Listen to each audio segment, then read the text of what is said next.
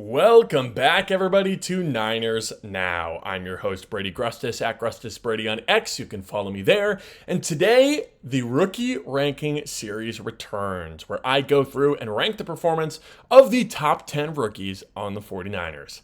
And of course, stick around until later in the show because trades are flying in the NFL. And while the 49ers could be buyers, I wonder if they might also be sellers at this year's trade deadline. But before we begin, go ahead and subscribe down below, leave a like, leave a comment, and let's get into it. So on Tuesday, the 49ers announced that they have terminated the contract of safety Jalen Mahoney, who was on their practice squad after missing out on the 53-man roster this summer. Cutting Mahoney indicates that the Niners feel pretty good about their safety depth with Malik Mustafa returning soon, and it also opens up a spot on the practice squad to bolster their depth somewhere else on the roster, like the defensive line.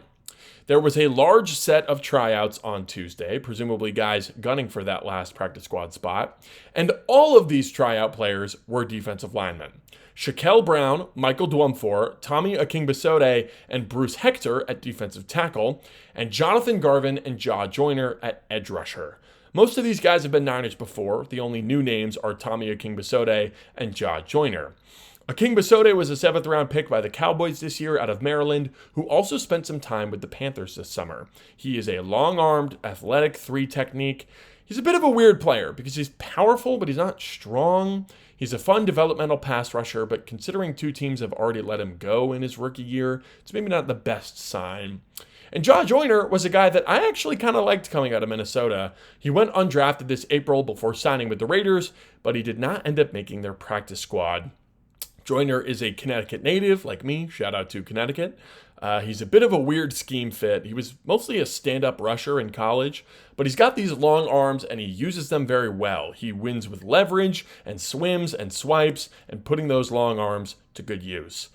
Unfortunately, Joyner doesn't really have explosive athleticism, which is probably why he went undrafted.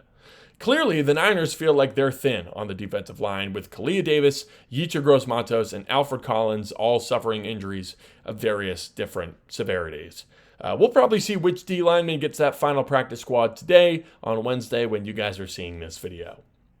Now, for our next segment, it's time to once again rank the 49ers rookies. The 49ers are top 5 in the NFL for most snaps played by rookies. So a lot of these guys are getting some real run. And let's take a look at how they've been doing, just like I like to do every couple of weeks or so. We've seen a lot of movement at the top of these rankings in weeks past, and that's going to continue this time around. But let's start out with numbers 10 through 7. Once again, these 4 spots are staying the exact same. Jordan James, Jordan Watkins, Nick Martin, and Drew Moss from number 10 up to number 7. Unfortunately, these guys just still have not gotten on the field. That's pretty tough to see, especially considering James and Martin are healthy. They're just not playing. Moss is a valuable depth piece, and he, I believe, made his NFL debut a couple weeks ago, but just didn't play very much. He was playing a depth role for sure. Hopefully he can keep developing at center this year. If Moss can be the long-term center for this team, I think that would be phenomenal. Watkins, unfortunately, is only down this low because he's got that calf injury. You have to imagine that he'd be playing if he were healthy, considering all the injuries at wide receiver, even if it is only a few snaps per game. But let's get into the movement now. Let's get into the more interesting part, and that starts right away at number 6. At 6, dropping down 4 spots, I have Connor Colby. Colby had a month-long stretch where he could do no wrong from the end of the preseason to the beginning of the regular season. He was earning more and more snaps at practice, he stole the backup left guard job, and then took over as the starter once Ben Bartch went down. I put Colby all the way up at number 2 in my last iteration of these rankings, but since then he's really started to struggle. He was a 7th round pick for a reason, and those reasons are starting to show up on the field. He's still starting, and he deserves a spot in the top 10 for sure, but it's been stocked down for Connor Colby for a little while now. At number 5, moving up a little bit, is CJ West. West has been kind of in this middle range for the last few iterations of this ranking, but I have him jumping up a spot here. He unfortunately missed a game with that thumb injury, and now he's playing with a big club on his hand. But the 49ers are actually undefeated this year with CJ West on the field. Their only loss was that Jags game that West didn't play in. Obviously, that's not all because of West, right? But he's starting to play more, and he's, more importantly, starting to play well. You're starting to see flashes of that pass rush ability that you could see every once in a while in his Indiana tape. He had a beautiful pass rush on Stafford on Thursday night, nearly brought him down for a sack, and he did also have that nice play against Kyler Murray in week 3 that almost led to a safety. West has got to keep working, got to finish those plays, right? Keep developing the pass rush part of his game. And of course, with Kalia Davis potentially out a while, West is going to be called on more against the run as well. I'm really excited to see what the rest of the season holds for CJ West, and I hope he can keep moving up this list. At number 4, I actually moved this guy up a spot as well. It's Marquise Siegel. Siegel has been far from perfect so far this year. We talked yesterday all about how he's struggled in coverage, but I don't think it's been an absolute disaster. On many of these plays where Siegel gives up a lot of yards, he's in pretty good position. Just last week, he was all over Terrence Ferguson, but Ferguson was able to make a play and bring in the pass. And although Siegel did get caught flat-footed by Tutu Atwell late in the Rams game, Matthew Stafford had literally 5 seconds to deliver the ball to Tutu Atwell. That is way too long in the NFL. The pass rush has to get to Stafford by that point. If you give any quarterback in this league that much free time, they're gonna find an open guy. So I almost don't even blame Siegel for that play. The defensive line has to get to Stafford on that play. I'm not trying to make excuses for Siegel or say that he's been amazing. He's struggled, right? But he's still been one of the best rookies on this team. He's really fixed his tackling, by the way. If you remember earlier on in the summer, that was something he kind of had a bit of an issue with. But as time has gone on, he's gotten better and better in that regard, and he is not only a phenomenally instinctive run defender now, he's also a great tackler. A sure tackling safety is always going to be useful, right? These are skills that, of course, you can build on, but you can also use right now on this defense. So Siegel has just got to get a little bit more aware, a little bit better at breaking up those passes at the catch point, and I think if he can do that, he'll be a pretty darn good safety in this league. Malik Mustafa's coming back. Maybe Siegel can learn a thing or two from his teammate. On to the top 3 now. And at 3, I'm going to continue to sing the praises of Upton Stout. I think 3rd is a pretty fair ranking for Stout. He's giving up a lot of yards to some really good receivers in this league, but he has been present over and over again in some of the 49ers' biggest plays of the season. That week 3 pass breakup against Zay Jones and the Cardinals won the game for the 49ers. No hyperbole. And his overturned interception in week 4 could have done the same against a really good Jaguars team. I mean, we just saw the Jaguars take down the Chiefs in Monday Night Football. Pretty impressive win for the Jaguars. How about that Trevor Lawrence touchdown run, huh? That was something. Anyways, back on track. Stout had a pretty rough game against Devontae Adams and Puka Nacua, but I am willing to be patient with him. It's clear to anyone paying attention that this guy's made of the right stuff. He's got an excellent mentality, he's got a short memory, and he will challenge any receiver he lines up against. He's really contributing in the run game as well, by the way. This is not just a raw prospect who is learning how to play football. He's contributing. Yeah, he's got to improve his coverage, right? But a big part of playing nickel in Robert Saleh's defense is the ability to fit the run, blow up blocks, get your hands dirty, and make a couple of big tackles. Niner fans may remember K'Wan Williams back in the first iteration of that solid defense. He was a perfect example. He was constantly making plays in the backfield. And you saw a talented young cornerback in Samuel Womack. Womack lost his role on this team because he wasn't providing that impact in the run game. He wasn't doing a good enough job, so the 49ers moved on. Stout is a contributor in the run game already. And if he can keep making those clutch plays in coverage, like that pass breakup, like that interception, then I'm willing to wait for him to fix his coverage issues and eventually move up higher and higher on this list. Now at number 2, I've put the Week 5 hero, the big defensive tackle, Alfred Collins. Collins had his contribution to the highlight reel of big plays for this defense. He had Bosa in Week 1, Huff in Week 2, Stout in Week 3, and now Collins in Week 5.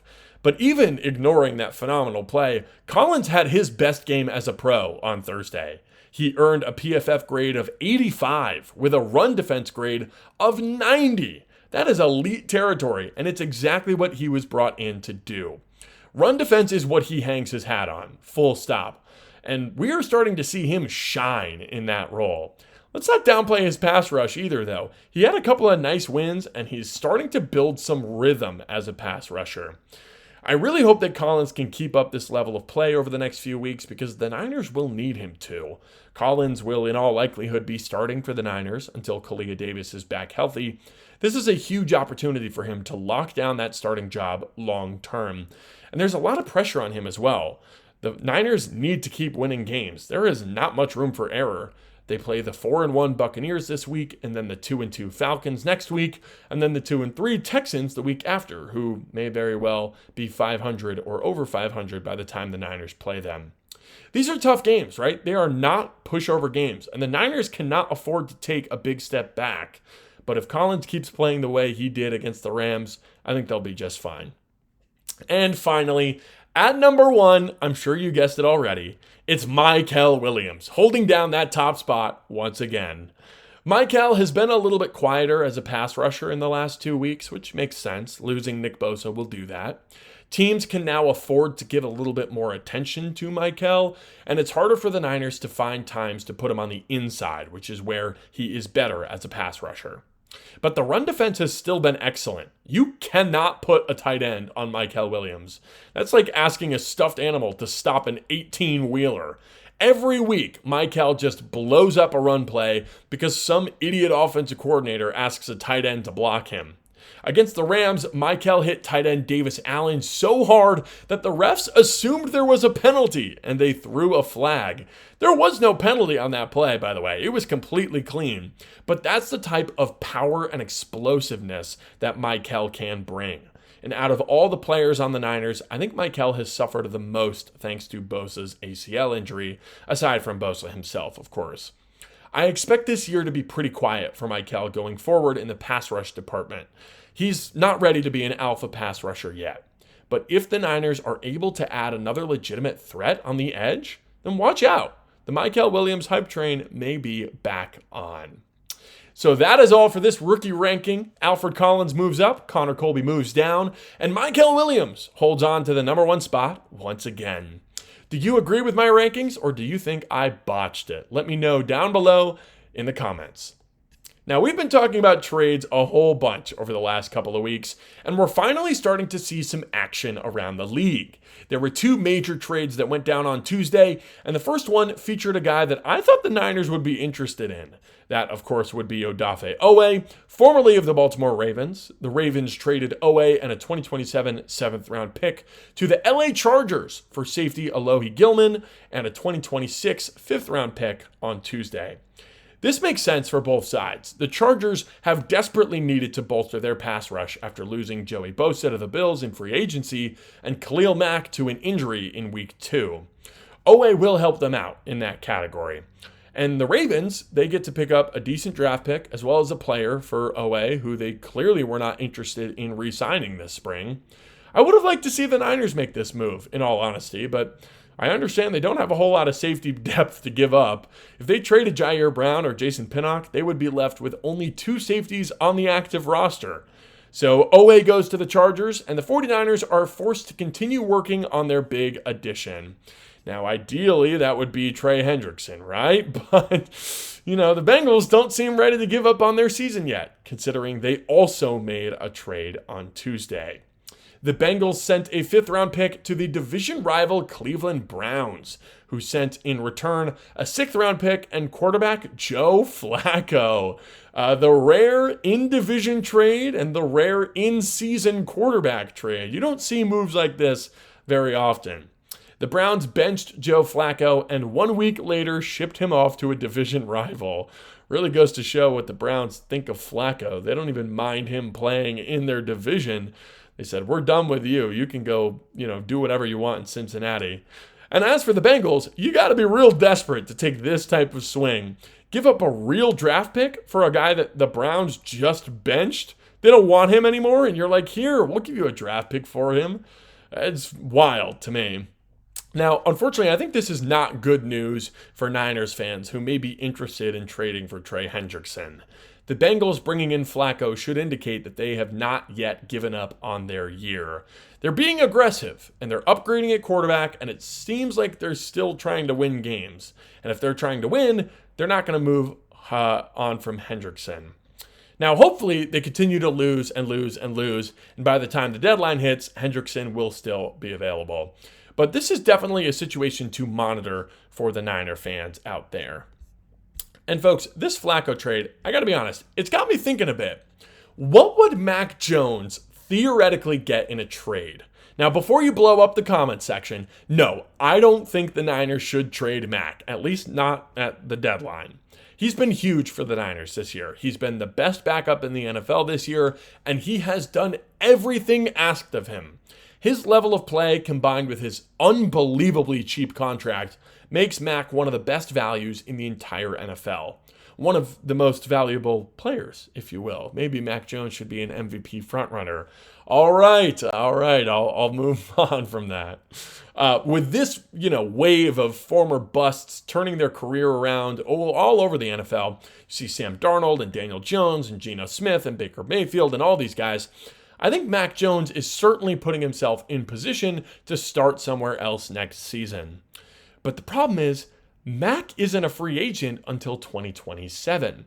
This is only the first year of his 2-year deal, which means if a team falls in love with his tape and his ability to play in less than ideal circumstances, then they would have to trade for him instead of just signing him like the Vikings did with Sam Darnold or the Colts did with Daniel Jones. And the fact that Mac is making under $4 million while playing like a starter means the 49ers could get some really, really good compensation for him in a trade. Like, I think if you're the Panthers or the Dolphins or even the Jets, you've got to at least consider sending a second-round pick for Mac Jones. If you think Mac can be a starter for you, then a second-round pick is not much to give up at all, especially considering you don't have to pay him big quarterback money. Now, if you're the Niners, I don't think it's smart to trade Mac this year. Brock's toe injury, it's very mysterious right now. There's not a lot of clarity, and this is why you bring a guy like Mac in the first place, is to kind of steady the ship in this sort of scenario. But if you're sitting there in March with an offer on the table of a second-round pick for your backup quarterback, you gotta consider it if you're John Lynch, right? Regardless of what they end up doing with Mac Jones, Kyle Shanahan's quarterback factory is in full swing, and it seems like Mac is well on his way to another starting opportunity with a new team. So do you think the Niners should trade Mac or just keep him and let his contract expire down the line? Let me know down below. Leave a comment, leave a like, and let me know if there's any topics that you'd like to see me cover. Thank you all for watching, and subscribe for 49ers videos 5 days a week. I'm Brady Grustas, at Grustas Brady on X. This has been Niners Now, and I'll see you tomorrow.